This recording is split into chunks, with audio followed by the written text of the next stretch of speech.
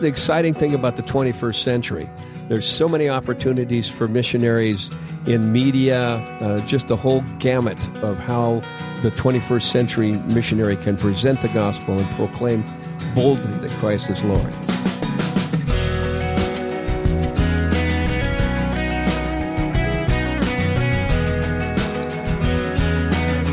Today on First Person, you'll meet a man who, as the child of missionaries, grew up in the jungles of the Philippines, but now he's an anthropologist and a dean at Biola University. Dr. Doug Pennoyer will join us in a few moments. Welcome to this week's First Person interview. I'm Wayne Shepherd. When you visit us online at firstpersoninterview.com, you'll not only read more about the guests you hear on this program, but you'll be able to go back and listen to any previous interview at your convenience. The complete archive is there, along with a schedule of upcoming programs. Just go to firstpersoninterview.com. And then you'll also find us on Facebook at facebook.com/firstpersoninterview. There you can see what others are saying and leave your own comments. facebook.com/firstpersoninterview. I met Dr. Doug Pennoyer through the ministry of the Far East Broadcasting Company, where both of us serve on the FEBC board. As I've gotten to know Doug and his story, it has only added to my appreciation for him. Today, he is an anthropologist and dean of the Cook School of International Studies at Biola University in Los Angeles, and that's where we met to talk. Well, I am an anthropologist. I started out going all the way from kindergarten through the PhD in anthropology, as I like to say, with 1 year off for good behavior. How did it start in kindergarten, though? Well, I was always a curious child, interested in things, interested in other cultures. And, just all the way through, I wanted to know about people and the values they held. And my parents went to the mission field. And so, there was the discovery of the Negrito Pygmy culture, and I grew up in a village, and that was exciting. And so I parlayed that experience into a PhD in anthropology. So it did start early for you. Oh, it did, yeah. And so you were naturally curious. Yeah. My mother loves to tell the story of one time I stuck my finger in a light bulb socket and got shocked as a very young child. And you don't need a degree in anthropology for me to tell you that. No, but it's that curiosity, the desire to discover for myself just exactly how people think, and that's anthropology too. Is that how you define it? Well, anthropology is a study of culture and customs at its very basis. It's a social science. But it's the discovery that I've always been interested in. That's why I went to study a tribe that ran on sight of strangers, and I had that experience in the jungle. All right, we're going to talk about that in a few minutes. We have to talk about that. But, okay, so you have this natural sense of curiosity, and you decide to that is your field of study, anthropology, but you grew up as an MK. How do you... Is the right word reconcile those two, or how do those work together? Well, actually, they work together really well, because growing up as a child in a village, then I hunted quail. I became like a Negrito Pygmy child, and that gave me the basis for studying anthropology formally, because in the classroom, I had a cabinet in my mind for everything the professor was talking about. I could always relate it back to my other culture. You had an advantage over the other students in that way, then. I think so. Yeah. All right, so tell me about growing up. Where did this happen? Well, it happened in the Philippines, north of Manila, in Mount Pinatubo, which is famous, of course, for the volcano that blew in the 1990s and buried the village that I grew up in called Villar. So my parents went to the field with New Tribes Mission, and then they went to minister among the Negrito Pygmy tribe, or the Aita people, as they're called, in the shadow of Mount Pinatubo, and so we lived in a village there where they worked. Was there anybody else like you that in that work, or were they all native Filipinos? Well, I grew up with a very healthy self-image. There wasn't another white kid around for at least 100 miles. But you probably didn't know that was out of the ordinary. I did. I did in a way, because I went to the village school. And I was the only foreigner, the only white kid there. And everywhere I went, I was always unique, different. But I enjoyed that role, but I also enjoyed growing up speaking the tribal language and the national language as well. I'm interested that you went to the village school. You didn't go off to a boarding school someplace. And, In your era, I would think that missionaries very often sent their kids to boarding school or even were required to. Well, I had that experience too later on. But way up in the village, I mean, sometimes during the rainy season, you simply couldn't get out. And but we were also taught at home by Mom. I was reading by age 4, and we thought growing up that you read all the way from A to Z in the encyclopedia set. Now, only later did I find out that other kids didn't have that experience. That was your entertainment too, probably, wasn't it? Yeah. Any brothers and sisters? I have 2 older sisters. My oldest sister went with SIL, and my the next oldest sister went with AIM in Africa for many years. All right. So you are the lone white boy in this native village. Pretty primitive, huh? Yes. You know, I learned how to shoot the bow and arrow, and got lucky with my first kill on a chicken that was running around the village. Were you supposed to shoot the chicken? Yeah, I was. Okay. They were chasing it and trying to kill it.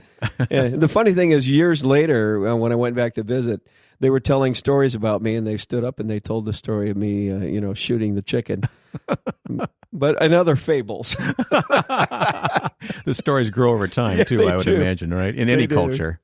But Mom taught us at home. So, I did go to the village school. It was an agricultural school, and so we learned a lot about plants and those kinds of things. And but really, the real education took place at home. What was day-to-day life like for you then, growing up? Well, my parents decided it was too dangerous for me to roam around, outside the village. And so they did a very good thing. They brought in about a 15-year-old to be my constant guide and companion. And that was a smart move because I almost lost my life in a whirlpool, and he pulled me out. And to this day, I owe my life to him. Boy, that sounds scary. So you get up in the morning, and I did what other kids did. We had a quail trap line that we went out to visit. We used our slingshots, and we shot at birds and fried up little animals and things like that. Of course, parents as missionaries, that means that you were exposed to the gospel from the beginning. When did faith in Christ become real for you, though, Doug? Well, I was in the Fout Springs training camp. New Tribes Mission had a training camp way up in the mountains in a series of cabins. In the Philippines? No, in the States. In the States, okay. Fout Springs, California. And there was some visiting, the way I remember it was a visiting speaker or something, and it was a Sunday night service, and this was a real hell and fire brimstone type preacher, and I do remember going home and telling Mom I didn't want to go to hell. Mm-hmm. Then I got on the right side of the kingdom. Yeah. Very quickly. Yeah, it was much the same for me. How old were you at that time? I was 5. Okay, you were younger than I was even. Yeah. Okay. Yeah. But it stuck. It stuck, really stuck. There's a funny story from that training camp because they wanted us to eat sweet potatoes because we were going to a sweet potato tribal society, and so I hated sweet potatoes. So they gave us a bag, and one time when my parents weren't looking, I rolled that little bag to the edge of a cliff near our cabin and rolled that sucker away. My mother happened to be watching out the window. Be sure your sin will find you out. Retrieved it. But when we went to the Negrito Pygmies, they were a sweet potato society, and one time we ran out of food, and the river was high, and Dad couldn't get out, so for a whole month I was eating sweet potatoes. Did you ever have any trouble living in two worlds like that? I don't think so. I think the advantage I had maybe over some other MKs is I always came back to the U.S. to the same school. And I think coming back to the same school, this is Christa Ministries in North Seattle, King's High School. Mm-hmm. And so I was there for the early years, kindergarten, started first grade, and then came back for fifth and sixth, part of fifth and sixth, and then back again to finish off in 11 and 12. So I knew some of those kids there, and there were some adjustments. Every MK has to make adjustments with the foot in each world. So when it did come time to go to college, did you know that your field of study was going to be where you ended up? No. I thought I was going to be a history teacher. So I took a small basketball scholarship to Cascade College in Portland, Oregon, a small Christian school, which actually went defunct our our senior. I lost its accreditation our junior year, and we transferred, and then I graduated. But when I when I transferred that 1 year to Western Oregon University to finish out our college, I took an anthro course, and I got hooked. That was it. Huh? And he just happened to be talking about the African pygmies. So everything he said about Africa, I related back to Mount Pinatubo. You had a point of reference. And I said, man, that's where I want to be. That's the field of study. Yeah. You've never lost your love for that tribe, have you?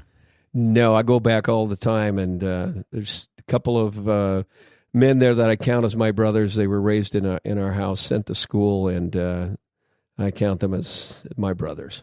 Well, again, I want to talk about your recent experience living with the tribe again, but just let me finish up the story of your education. I mean, you undergraduate, graduate work, eventually a PhD?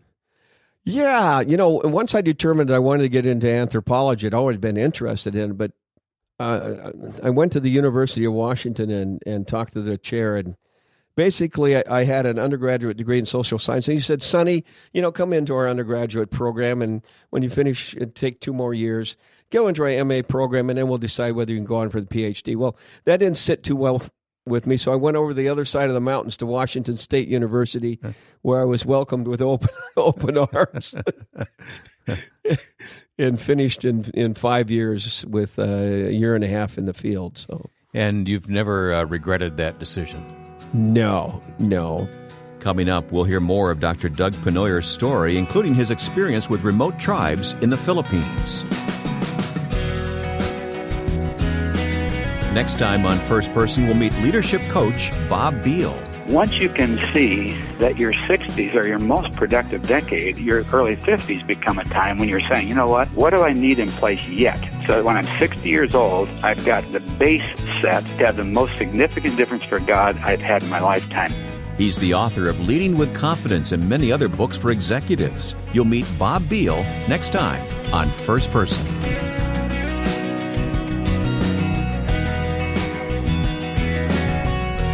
My guest today is Dr. Doug Pennoyer, who's a dean at the Cook School of International Studies at Biola University.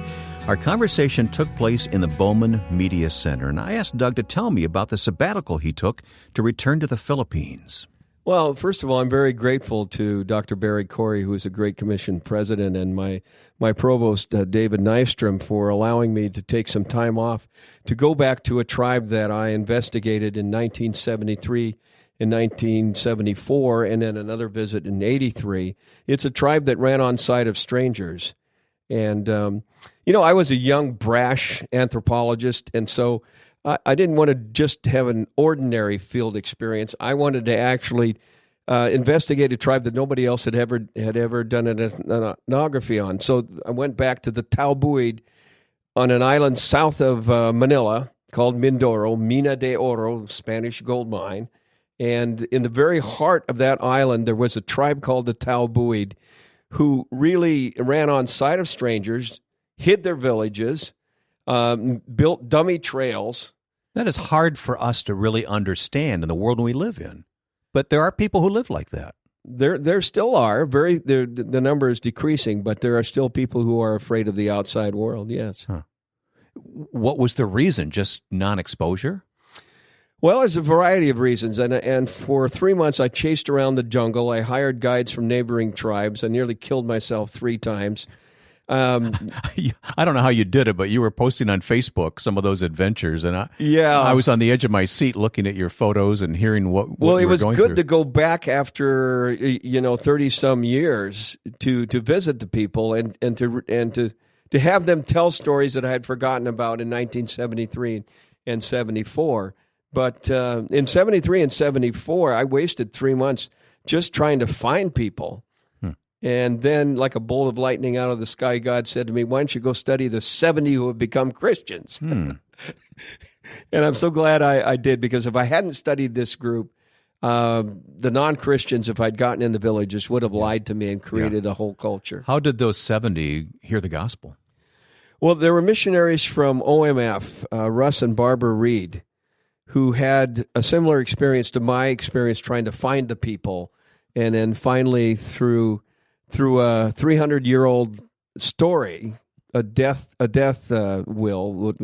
An elder died, and he said, "You will go find a new teaching. There will be, a stranger, a white man with a book, Really? and you will follow his." So for 300 years, this particular people group within the Talbot tribe, were searching for the fulfillment of that prophecy. Unbelievable. And it's a longer story, but the Reeds have described it in a book that she wrote. It's a marvelous story of how 70 people came forward one day for salvation when the fulfillment of the prophecy of a man speaking their language in a book and so on. Marvelous story. So in the 70s, you zeroed in on these dear people. I did. I zeroed in on them because, frankly, I got thrown out of so many villages. I was cursed, and it just became evident that I needed to settle down in one village and learn why the people were so fearful. What kind of a culture creates that kind of fear of the outside world? And what did you find? Well, first of all, they believe that outsiders are kidnappers. And, outsiders, and there's some historical basis for that because during the Spanish times, 1520 to 1898, plantations were the big thing on the island of Mindoro, and so the Spanish would raid the tribes, bring people down to work on their plantations. They were made slaves? Yes. Really? And then during the American period, there were also Americans who may have taken advantage of the Talbot, and wanted them to work on their plantations. So I collected life histories and stories and discovered that these people were hunted by outsiders. They were captured, and so that created some fear. What led to your acceptance by them?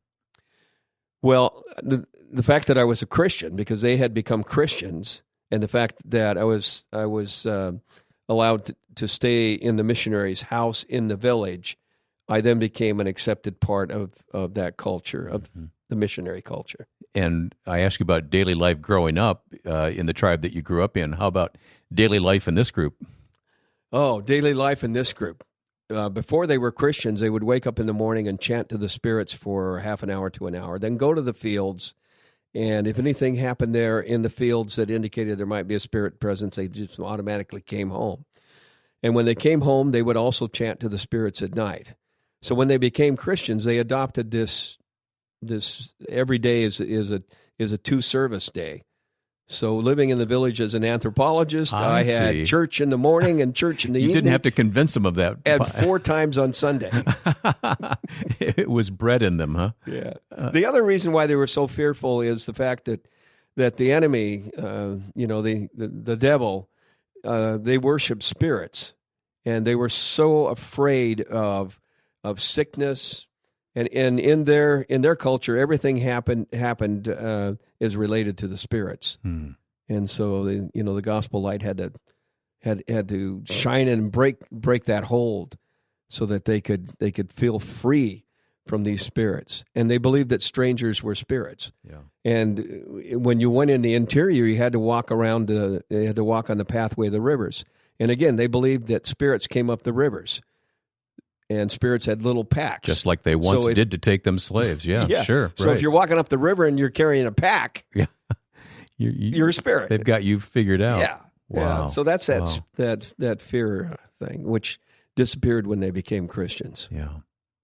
So many years later, you go back to the same people or different people? Same people. During your sabbatical? Same people. Same. So how long had you been gone?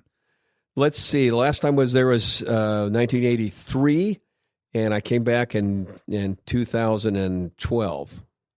I'm stunned because what was that like for you, and what was it like for them? There must have been some who remembered you, of course. Oh, there were kids in the village named Doug.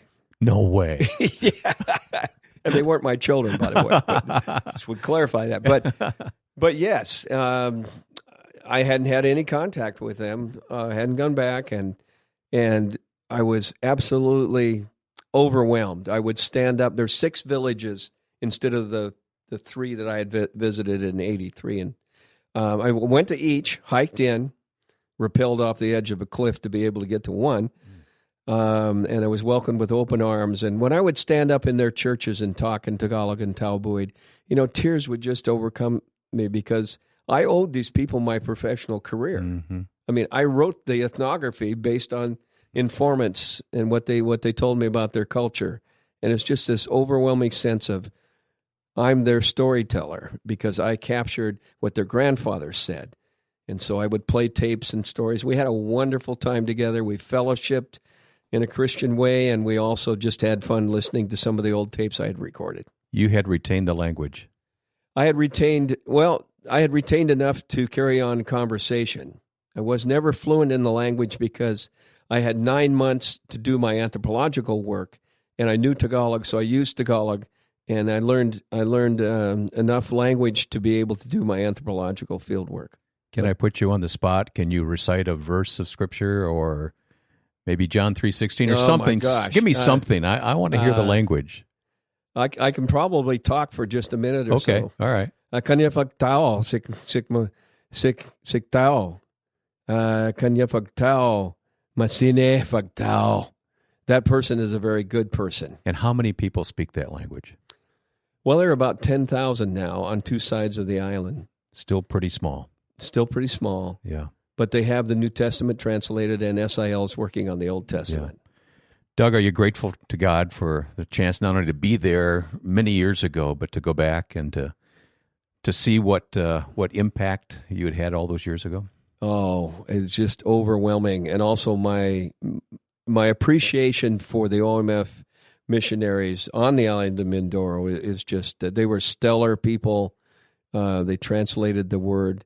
They came into the culture, but they did not insist on changing the culture. For example, when I was doing field work in 73 and 74, the elders came to ask me a question, and the missionary had told me, let them discover, through the Spirit what they should do. So I was very careful not to impact the culture, and the missionary had that philosophy, tremendous philosophy of letting them discover in Scripture how their church should run. And now you're training young people. Many of them will become missionaries, maybe in different parts of the world, but in different kinds of work, but missionaries nonetheless. Yes, and that's the exciting thing about the 21st century. There's so many opportunities for missionaries in media, in development, in preaching the gospel, teaching in theological institutions, just a whole gamut of how the 21st century missionary can present the gospel and proclaim boldly that Christ is Lord. That's Dr. Doug Pennoyer, Dean of the Cook School of International Studies at Biola in Los Angeles. Doug also serves as the chairman of the board of the Far East Broadcasting Company. Today's first-person conversation has been added to the audio archive at firstpersoninterview.com. You can listen anytime. That's firstpersoninterview.com. And if you missed last week's interview with Nabil Qureshi, the author of Seeking Allah, Finding Jesus, it's also in the archive. Nabil is a member of Ravi Zacharias' team of speakers. Starting out life as a Muslim, he investigated Christianity thoroughly and eventually came to faith in Christ. Listen online at firstpersoninterview.com. This program is also found on Facebook, where you can leave comments and suggestions. Just go to facebook.com/firstpersoninterview. Next week, our guest will be management and executive coach Bob Beal, the author of Leading with Confidence and many other helpful books. Bob is the founder of the Master Planning Group International. Now, with thanks to my friend and producer Joe Carlson, I'm Wayne Shepherd, inviting you back next time for First Person.